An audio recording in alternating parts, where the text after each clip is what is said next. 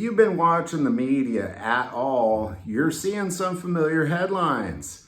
Uptick in hospitalizations across this country due to COVID.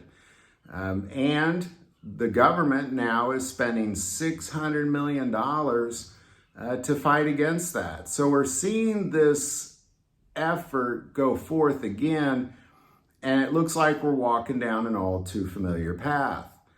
Now, before we even get down that path, I'd like to take a moment and say there's things you can do on your own. Don't worry about the government if that's your concern.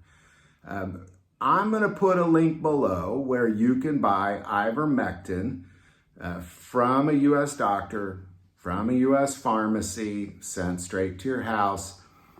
Because what we're dealing with right now is we're dealing with a lot of fear tactics. I saw an article today saying that hospitalizations, 20,000 just in the first week of September, mostly being seniors and children under the age of 5. And if you're not planning ahead, you may find yourself in a terrible situation like we did in 2019, and that's what this video is about. Is to plan ahead. A lot of people are going to lean on the government to save them again with this pandemic. And if you're one of those people that's not in on that, well, I'm here to tell you, take care of yourself. That link is below. You can get a full dose of emergency antibiotics and add ivermectin to that. This is something that most Americans, when we first started dealing with this in 2019, just started really looking for anything that they can find.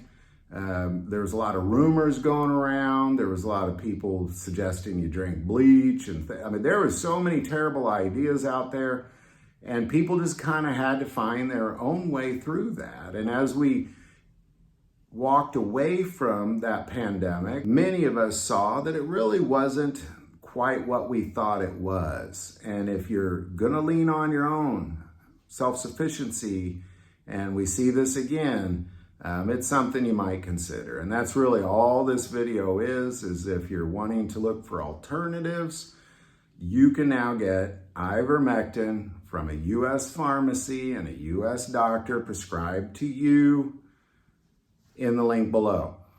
This is just really, and it's not just the pandemic. Having emergency antibiotics on hand is really critical. My wife and I recently traveled, and she started to get an ear infection, and we had emergency antibiotics on us. And it's fantastic to be able to just say, well, we could just take care of ourselves.